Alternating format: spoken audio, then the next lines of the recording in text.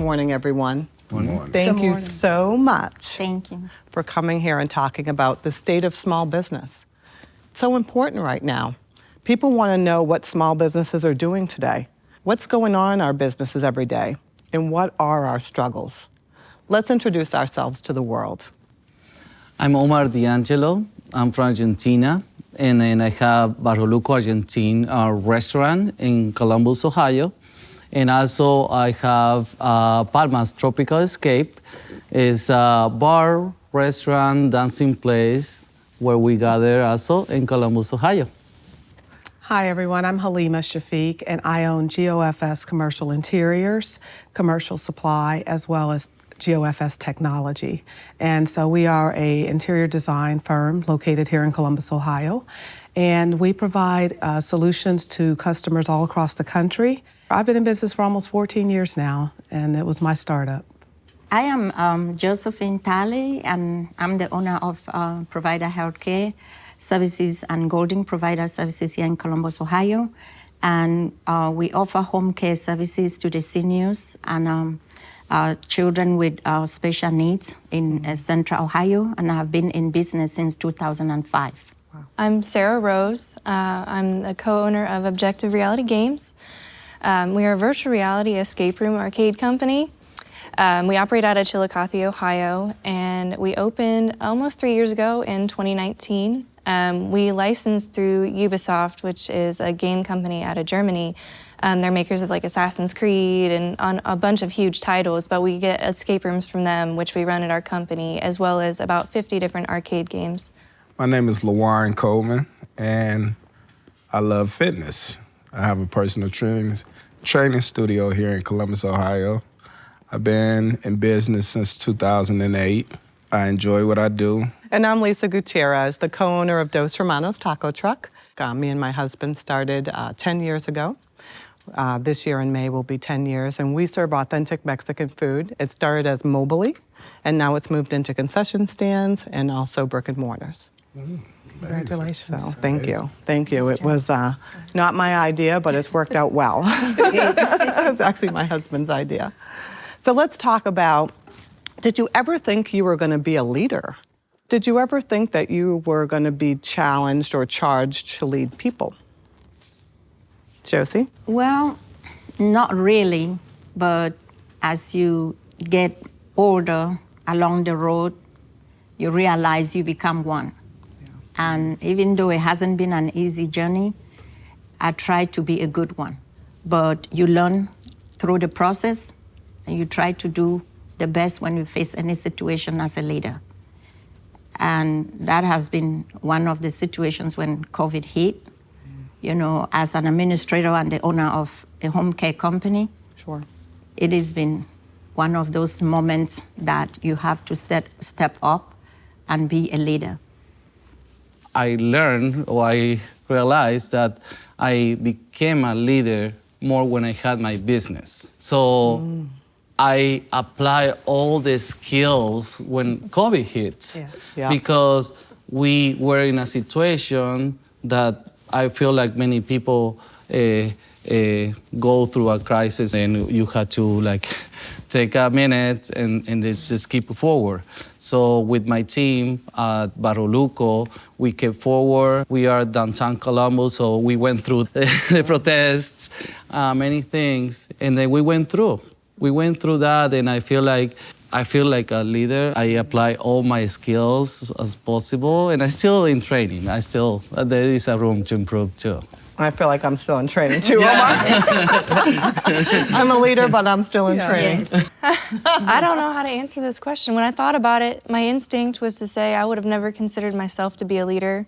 Like, I've always been super passive. I'm very shy. If you'd asked me when I was 6 years old what I'd be doing at 26, I would have never thought I would own my own business. Like, that is not even something within the realm of possibility that I considered. But when I think about how much I've accomplished and where I'm at and the effect that we've had on our community, sure, like, it's really incredible to me, the effect that we've been able to have on our town and the connections that we've made. Exactly. Me and my husband own our company. We're from a really small town. I think last I checked, our population was 22,000 people, Chillicothe, Ohio. Yeah.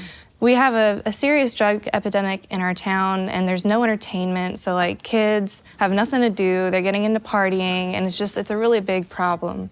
And so when we found out about virtual reality escape rooms and we saw this super cool idea, we were like, that'd be really awesome if we could bring that to our town. It'd be something that, you know, could give somebody something to do. These kids, we have repeat kids that come in all the time. We know them by name.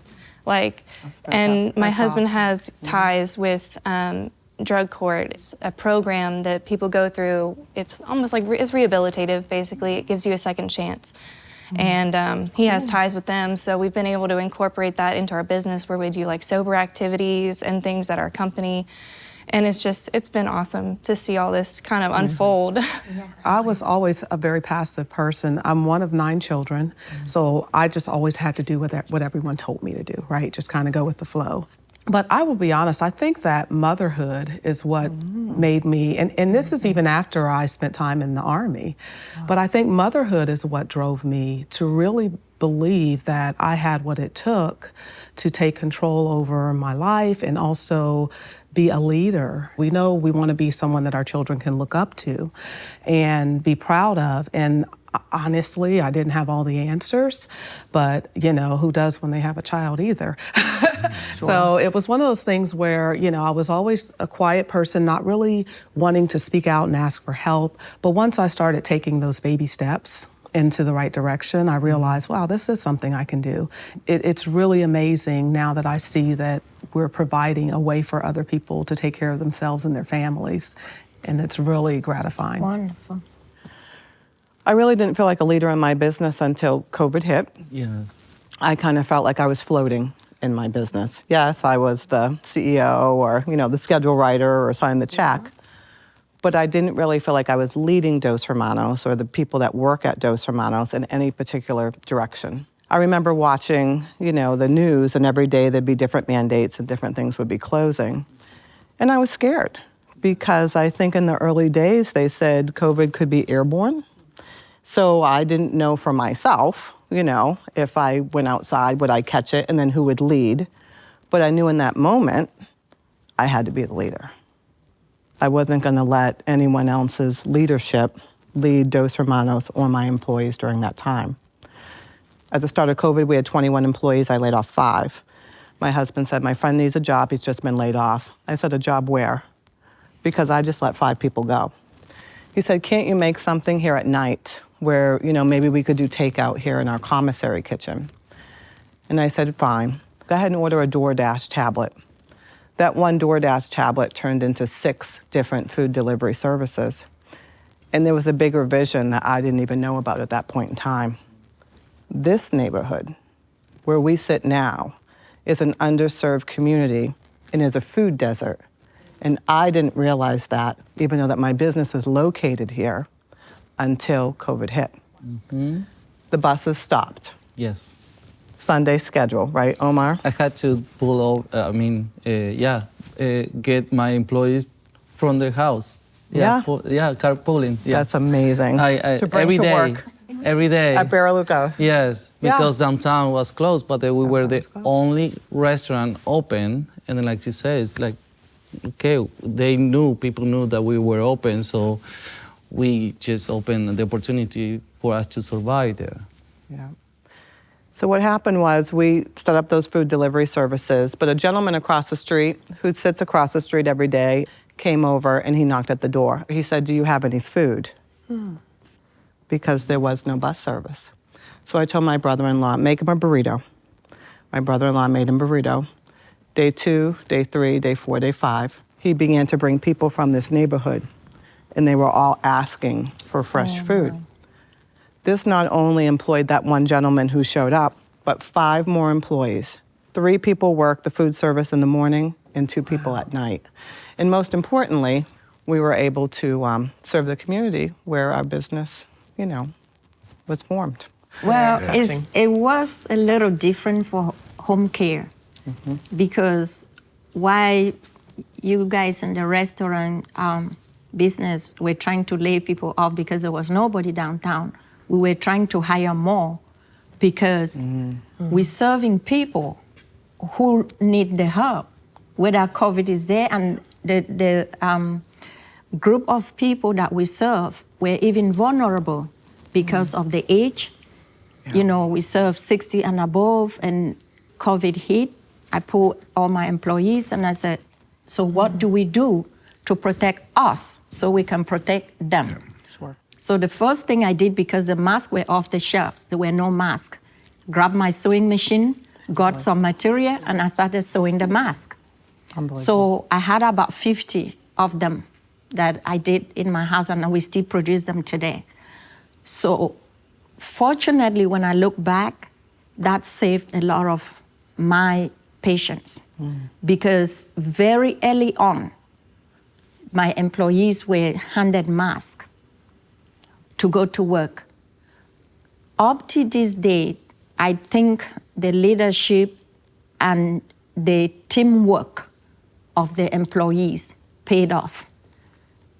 And I had to go many times. When somebody got sick, you have to go. Somebody is bedridden. Do you leave them lying there? You can't. So it has been a very big challenge. And that's when you see that some of the leadership skills you never thought you had came out. Yeah. And it served the business, and the employees were very happy because they had their checks coming, and the patients were very happy because many of them never got sick. So it's really, it has been different. Someone says, I want to start a gym. What's the first thing that comes to mind as advice for other entrepreneurs? Well, if they come and ask me first, I would say, come to ECDI and take the classes. Because I think I made all the mistakes for them.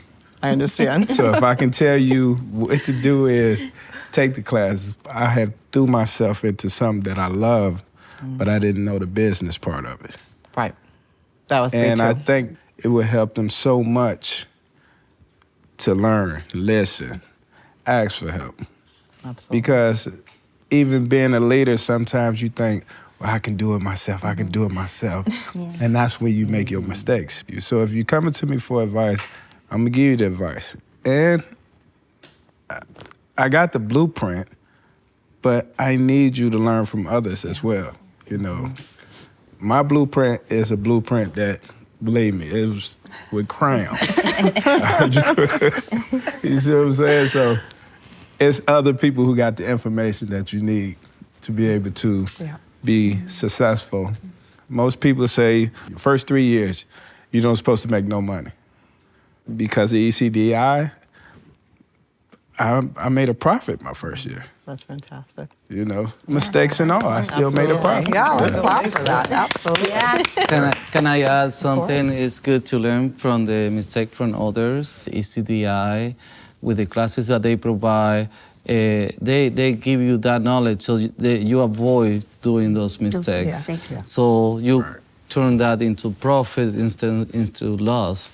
So I feel like knowledge is power, and ECDI empowers you. And you got to remember, they don't teach you this in school. You know, you can go to college for business classes. They teach you the basics of them. But they don't teach you how to really say, all right, I got to break this down, this, and this. They don't teach you that. So if someone came to me and said they wanted to start a business, I definitely would suggest they take as many classes as they can, because just like many of you, I knew how to do the work that I was doing and provide the services and the level of quality and things I wanted to provide, but I knew nothing about running a business.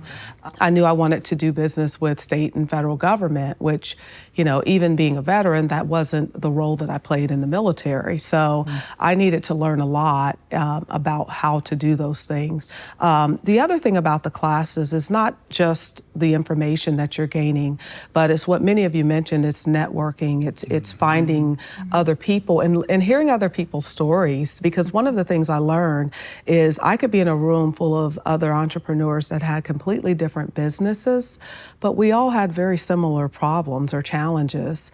And I could hear someone who owned a food truck have a solution that actually applied very well well to my environment. So that's the other key thing, I think, is that it opens that door where this quiet person now feels like there's some people that they can approach and have a conversation with and work through some of the issues they're finding as they're operating their business. The training that I in particular received from ECDI was everything for me, because when I came here, I was one of the first IDA student in 2005, and I didn't know nothing. I just came here and I said, I have this idea, I want to start STNA training. I didn't know nothing. So the 3 weeks classes they put me through really opened my eyes. And after the training, they gave me the IDA assistance. But as I went along with my business, I realized that even till today, that training is still helping me. I still go back and, open my books from 2005, and I use the experience to run my business. Oprah says, know every part of your business. You have to know every part of your business. But ECDI is a place to be, because with my $500, like you said, my first class was 40 students, and I counted $18,000, and I felt like Oprah Winfrey sitting there. So the training they gave me really paid off, and I didn't make so many mistakes. Yes, I've made a lot, but when I started, it was good. The training paid off. And I really appreciate ECDI because with me being a refugee, a woman, of course, in those days, the traditional bank, I didn't even know what was credit. So I really advise people go to ECDI because the traditional banks might not give you the kind of support, the kind of money ECDI would give. And that is very important because they helped me build my credit. But at the time, if I had, gone to any bank, they wouldn't even look at my books. They wouldn't even look at me because I had no credit, I didn't know nothing. So that really helped me. Also, I will advise anybody that you have to love what you are doing. So I started STNA training classes because I was already an STNA myself, and I like going into the field, into people's homes, helping people. I'm a people somebody. I walk in and I lighten my clients' day. How are you doing? I like being there with them. I like helping them. So that has really helped me to be in the healthcare field. I like my patients. They like me to call me every day. Miss Josephine, how are you doing? I say, hey, I'm happy to hear your voice. How are you doing? So you must love what you're doing. One mistake that people make, if they see you succeeding, they say, I want to succeed, but do you like what you are doing? Advice for somebody who wanted to start a business, especially in an entertainment business like I have. Well, first and foremost, funding. Funding, if that's something they need. ECDI was a lifesaver for us. I was 23 when we started our company. I was 23 years old. I went to a bank, and not only was I 23, but we were talking about starting a business that really wasn't being done almost anywhere. Like, we were the first company to market ourselves as a virtual reality escape room company. And so I walk into a bank and I'm asking for funding as a 23-year-old for a company that doesn't exist anywhere else. And they're just looking at me like, what are you talking about? No. I went to like 4 different banks and nobody wanted to fund me, and we found ECDI and they took a chance on us, and like they absolutely saved our idea, and now we're getting to live our dream. Like, we're gamers, like that's what we do. So like getting to do this as a business and like enthused with like other people doing this stuff, it's so cool. During COVID, we transitioned because our business got shut down. We had to transition to something different. And we started a design studio. And we actually just released our first video game. It came out, I think, 2 weeks ago. Awesome. But aside from that, If I can ask you a direct question, Josie, if that's okay. Yes, yeah. You started a business in a very different circumstance than a lot of entrepreneurs, having moved from your home and now to a new country. What was your journey like, and what did entrepreneurship mean to you? Well, Thank you for that question. I'm originally from Cameroon, even though I'm an American citizen now. But it was a difficult journey, going to an unknown. I didn't know what I was coming to. At the time, I could barely order a McDonald's. I had to take somebody with me to order food. And that is a very important question because it was through trying to survive that I took the training that I took. I was one of the first Cameroonians in Columbus, even though there are thousands of them now in Columbus. So when I took the class, everybody that came after me said, you work in the nursing home, you work in a rehab center, how did you get that certificate? So I went back to Columbus schools and told them that this is where I took the class. But the number of calls grew over the years, and I'm like, oh my God. Instead of sending these people that are coming to Columbus Public School for this class, why can't I set a business? That's how the whole idea came about. And as a single parent, it was very difficult because I had to run the business and also took care of the children. But teamwork and networking really helped. Not only did I, came to ECDI for the assistance, I also had people in the community that, gave me that a helping hand. And the 4 children that, came with me all succeeded. When I look back to the students that I trained, some are nurse practitioners. So you see the little class that I started, continued. It built a lot, yes, and it really continued. And that's how I found myself into a bigger business because when I trained, they now needed jobs. And I said, how do I give them jobs? Then somebody told me about Department of Aging, that you can have a contract with them and the students can now go into the homes to help the elderlies. One thing led to another and provider healthcare became a big business. It's amazing. Such a courageous story. It is courageous. And when I see you talk, Josie, and I think you guys probably picked it up also, you talked about having that passion in your face, right? Did you guys see it? She reflects. You reflect that you're passionate about what you do. Thank you. Thank you. I think when people approach me about entrepreneurship, I think about telling them to get around other like-minded people. And I think we were a good example of that, Omar, because we spoke a lot when you were getting ready to open Burley. Yes, I see you as a peer. Some people say, oh, competition, but then no, I think that we learn from each other, we help each other. So I always tell them to go and talk with different owners. Like we talk each other at a certain point, and we're still talking. And but then I will say, take the classes at ECDI or go with the organizations that will help you to understand the mistakes that you can make so you can avoid them. You hear the story, don't burn any bridges, right? A lot of my early success was because I actually went to an old employer and asked for their assistance to be a partner of mine with my business. And to my surprise, they said, absolutely, what do you need? And to this day, we're still working with them. We actually sublease a space from them. They help us with some of our installs and deliveries that are outside of the state. And it's just been a great relationship. But, you don't think at the time when you're, doing a job and you're grinding every day and you're working for someone else, you never consider the fact that, hey, this company or this person be a good partner for me in my future endeavors? So I ask people to think broadly about their relationships, competitors, right? What makes them a competitor? And what are the things that you like about them? And are there ways that you can work together to achieve some of the same goals? Connections, I cannot push that enough. So when we were starting our company, there was one other business that we found that was within a reasonable distance who was actually running the rooms that we do.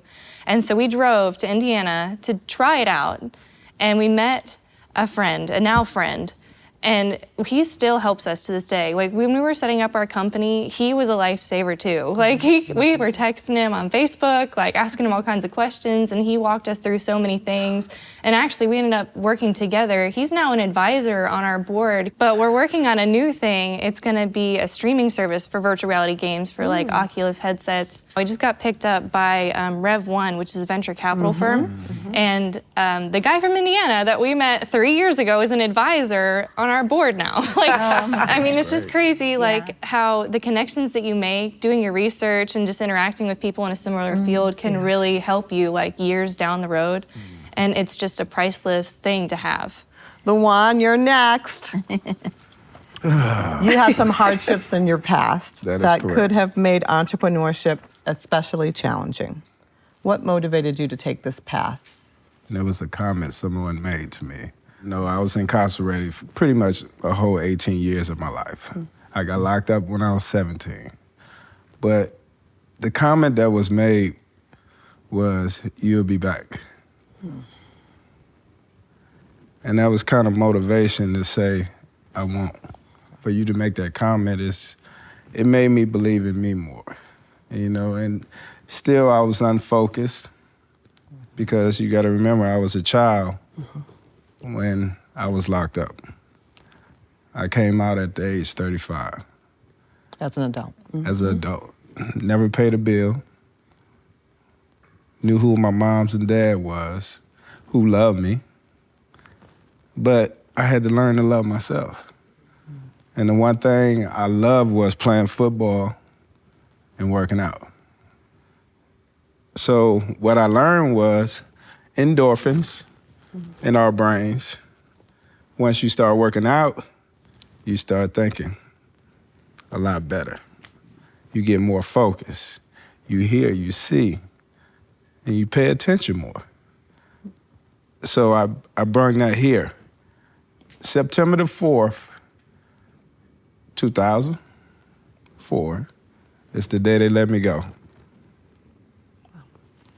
September the 5th, I had a job working at Nationwide Children's Hospital, doing what I like, training, which in prison I was already learning how to be a trainer because I was training myself, other inmates, and correctional officers.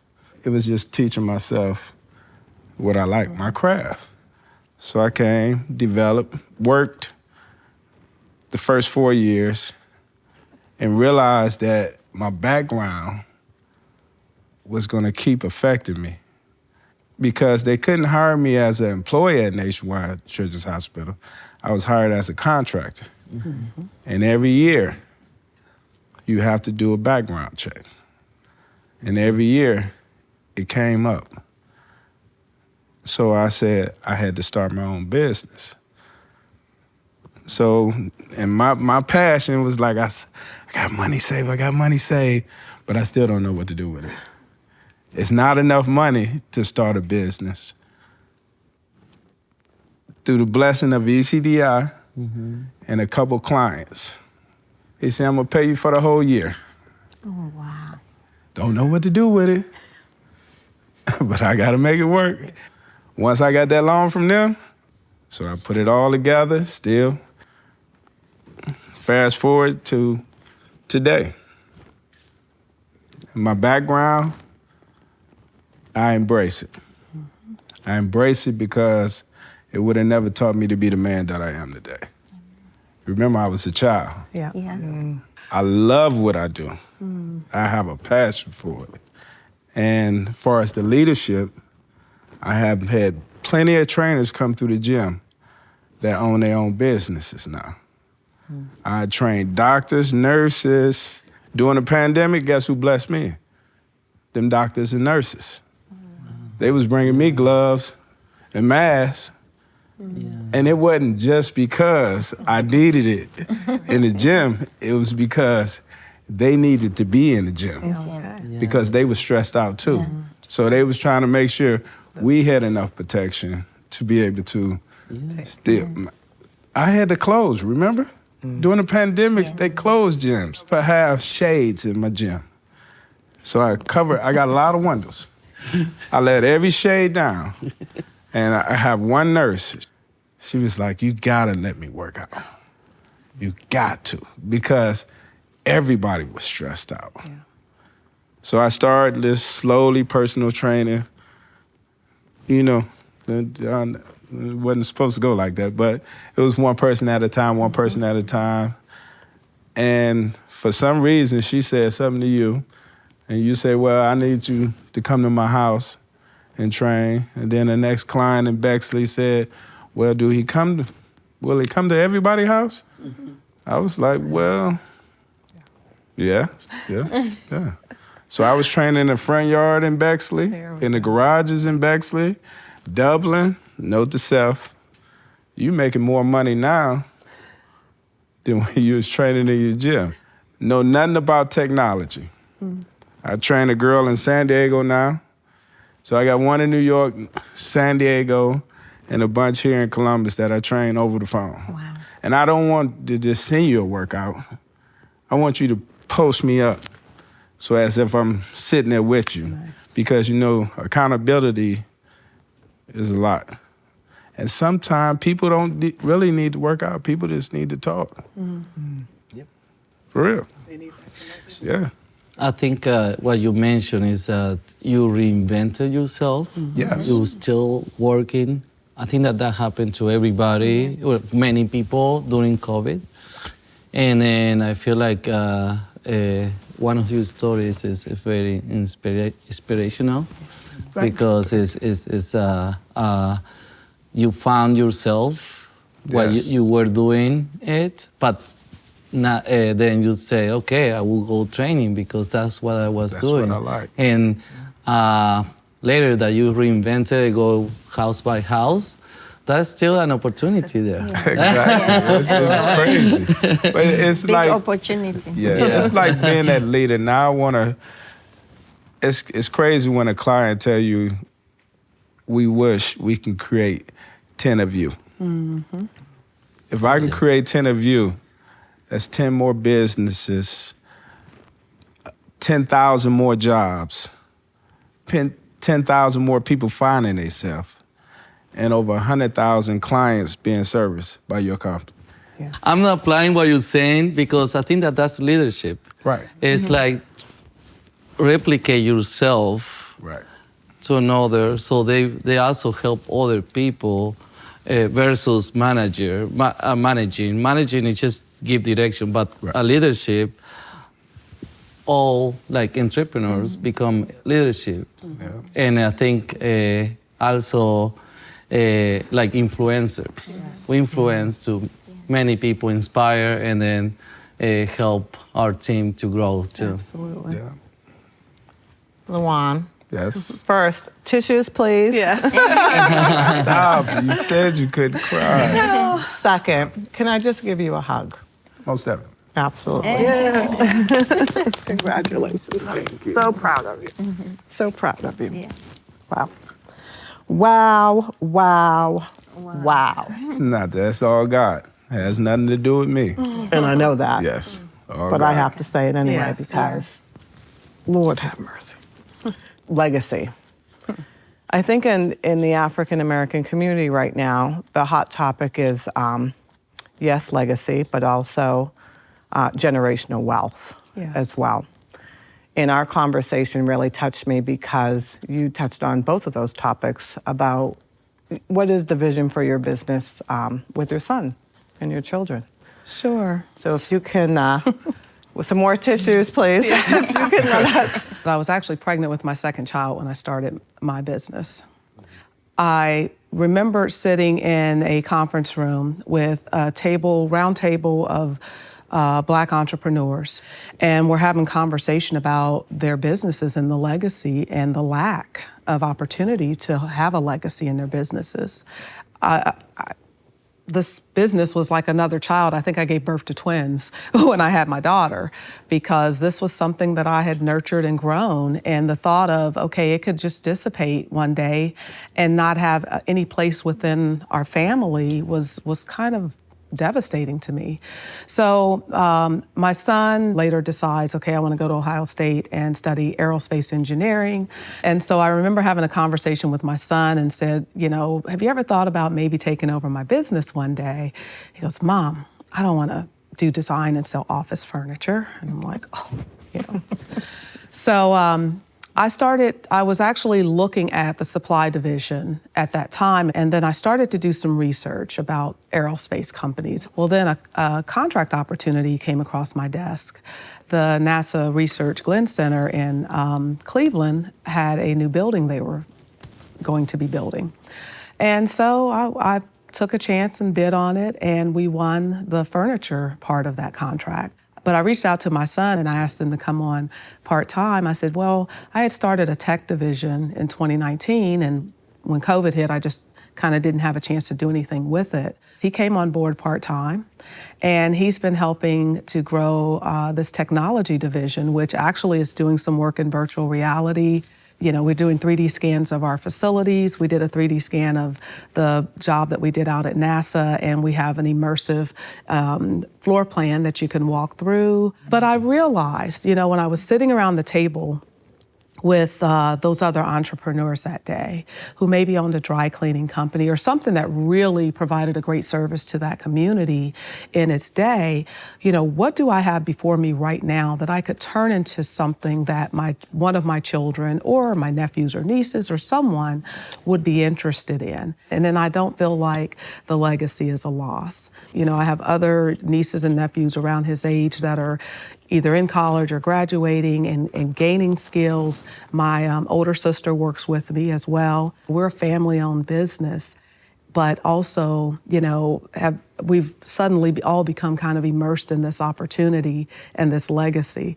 I hope to retire someday, and my daughter, I'm still working on her, but I have time. Yeah, yes. But I just think that, if you're interested in legacy, look at those resources. We were already doing government contracting. We just weren't looking at NASA. We weren't looking at certain agencies that might make sense for that legacy to continue. What advice do you have, for us just sitting right here with you, as Sure. well as other entrepreneurs about networking intentionally, I guess, right? Absolutely. Definitely networking intentionally. If you have an opportunity to attend an event, try to do your research before you go. Know who's going to be there. Know who the people are that you want to talk to. I would attend every year. It didn't matter. And every year I would have different organizations that I wanted to meet with. And I already knew what they were buying. I'd look at their fiscal reports, right? I'd look at, who, even if I got there and the person who was the person I needed to talk to wasn't there, I'd make sure that we exchanged information so that they could connect me with that person. I would come back, I'd get all the cards together, I'd kind of organize them, I'd create a notebook just for that event. And in that notebook would be information about who I wanted to talk to, why, what their fiscal goals were, and how we aligned to be able to provide those solutions. And, and then I'd also keep track of how many times I contacted them. I think everyone knows you're not going to get that opportunity on that first phone call or that first email. If you're not able to do it, have someone on your team who can do that follow-up. And most importantly, you find yourself standing in line waiting to talk to that key person, right? The people around you. That's how we've met a lot of business partners, teaming partners. Be very intentional. The people around you may be the people you're looking for and not the person you're waiting in line to talk to. I think that when we all first started our businesses, and I think you would agree, Haleema, that we weren't thinking of that in the very beginning, right? When we all touched on what we did think about, right? But as you become, a more seasoned entrepreneur, and as you grow, and now we're 10 years, you're over 100 employees, right, Josie? How many employees do you have now? Well, it was around that, but I kind of stepped back because meeting new patients meant hiring. And that was one of the challenges that all of us face, not having enough employees. So I've dropped down to about 76 because I really needed to turn it down a little bit to survive. Well, that's just a little bit. I mean, you lost 25 people. That's just a little bit, so Josie. I had to go out to the field myself to do some work because as part of the challenge, Amazon is in the area. Sure. So they're taking all, those manpower Yeah. that we in the healthcare field needed. Every provider out here, everywhere in the whole country will tell you, healthcare right now is facing that challenge. And the case managers will call and say, hey, I have about 40, members lying in front of me that I need to staff. And every day is a fourth and back thing, but we are competing with Amazon. The pay rate that they pay, we cannot compete, and that's a challenge. Yeah. That's the same that I think we see in the restaurant it's a big business. challenge. Yeah. Yes. And the other problem that we are facing, we have to meet the condition of participation, which is when you're signing up with the state or with Medicaid, there are certain rules and regulations you have to follow. And listening to his story, I'm sitting here saying, wow, there's so many rules on the BCI, the background checks, that when people fall in that category, you cannot hire them, no matter the experience they have. We're seeing that a lot. Meanwhile, they might not need that requirement with Amazon. So, the manpower, there it goes. Right. And that is coming up a lot. So when I faced that challenge, I also came up with an idea, say, hey, we can train in-house. So if you came to me and said, my mom needs help, or the case manager calls me and say, so-and-so need help, I start within that family. Do you have a daughter that can help? But if they don't have the experience, I will train that family member to meet the qualifications. And that has helped a lot. You live in the same house, or even if they don't live in the same house, you know your mom better than me. So I'll rather put you in the class for those 75 hours, train, and then you can take care of mom. So that has helped a lot. That is something I think all of us can say we would have never thought of. And what an amazing solution to the problem. Yes, it was. Yeah. Right. I mean, by hiring family members, I came to realize that it's a niche that a lot of providers should really, look into, because they are steady, first and foremost, if they live in the same house with those parents, which a lot of us are doing. We're becoming providers, becoming the main support for our, elderly parents, and they already know you. So a lot of people already quit their job because mom or dad needed the help, or instead of working 40 hours, they're already working 20 hours with less pay. So if they can become the main provider and be paid through an agency, which the state will let us hire them if they meet those qualifications. Once I go through the checking systems, the check and balances, and they meet the condition of participation, then I can hire you. I prefer to train you. And that is also one of the things that during COVID, they assisted us with a little money, support to train more of, this category of people, which we really appreciated coming from the state of Ohio. And it's working. Wow. And it's working, she said, right? Yeah. And it's working. And while we are sitting here, I really, if the state, representatives can hear me, I think they should really look into some of these situations. If they can actually provide more assistance for us to train more people, I think the problem will be solved. That was one thing that ECDI helped us with, was serve-safe training for our employees. And a lot of my people are English as a second language, so they were able to offer it in Spanish as well. And, usually a small business, Omar can attest to this, maybe the owner is serve-safe certified because there is a huge cost to not only taking the time to go take the class, but the class itself is expensive. And at Dos Hermanos, we have 17 employees now that are serve-safe certified, which is, That's great. That is great. It's a lot, and that's something that ECDI was able to help us with. So I agree with you. The restaurant industry, I feel like, has changed, like the fitness industry, like the gaming industry. before traditionally it was cooks behind the closed doors and then maybe a server brought it out to the table to the customer. The cook never really had interaction, Yes. right, with the guest. And now, it's a lot of online delivery.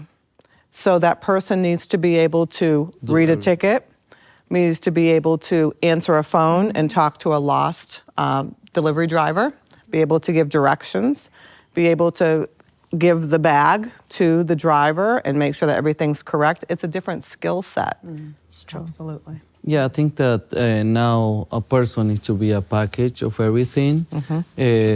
Like you said, that the cook would take the order and do that. But I think in the business, every industry is changing. Yeah. Every day, so we have to keep up with that. Yeah. I think one of the questions that we have here is, how do we feel about doing business in, Columbus, Ohio in 2022? I really feel supported by this community. I think the governor and everyone that falls into that really tried to help us as small businesses during the pandemic. And I'm grateful because I know that Dos Hermanos would not have been here. I feel like when COVID hit, I was in the office constantly on the phone, trying to pivot, trying to think of the next thing, that when I got out of the office at 6 p.m., I didn't even know that there was going to be a line at Kroger. I didn't even know that hand sanitizer had sold out or that gloves weren't available. I was shocked. Yes. I just thought I was going to walk in the store and get the things that we needed. And they weren't available. So I'm very grateful to ECDI, the city, the governor, for their help and assistance through COVID. There's no other place that I'd rather do business during this very difficult time. Columbus. Absolutely. Than Columbus, Ohio. And but how about yourself, Omar? Yeah, Columbus is very community-oriented, and we felt that people were just coming and calling and saying, hey, are you open? Okay, let me order this weekly meal. Yeah. They wanted to try to purchase in bulk. And also, we feel like, the government helped us a lot, the community around, where I feel like checking on us or being there, because we were downtown. Downtown became a ghost town, and I feel like now it's gonna turn around. Yeah. It's gonna be very live. People will come back. The city of Columbus, I feel like it's gonna grow a lot, and it's gonna be very diverse in different areas, and I'm in charge of the diversity in food, so I'm bringing the Latino food to Columbus.